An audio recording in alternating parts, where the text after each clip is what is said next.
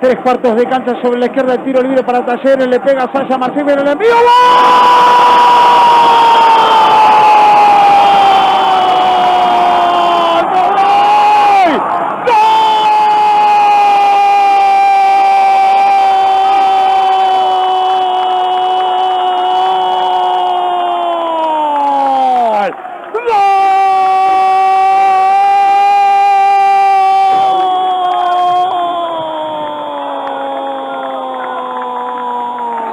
Malvasio,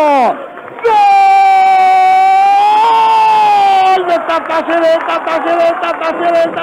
de Malvasio, cargaron 2 arriba los centrales de Talleres, entre Godoy y Malvasio, y en última instancia Nico, tras un tiro libre perfectamente y magistralmente ejecutado por Sasha Marcín de 3 cuartos de cancha sobre la izquierda, con una jugada de laboratorio se abrió el partido, desde el tiro libre de Sasha Marcín, la maniobra de distracción, fueron todos con Piritella, fueron todos con Godoy, y Sasha Marcín que colocó el centro que terminó de impactar, Nicolás Malvasio, de pique al piso, contra la base del palo derecho de Lautaro Vanegas, que no tuvo nada que hacer, y todos fueron a buscar a los demás y lo perdieron a él, al capitán, Nicolás Malvasio por una cabeza. Ahora para empezar a asegurar el pasaje a las semifinales en 22, Nicolás Malvasio por una cabeza, el nombre y apellido del gol, para que Talleres le gane 1-0 a Villa San Carlos. Nicolás Malvasio, el nombre y apellido del gol.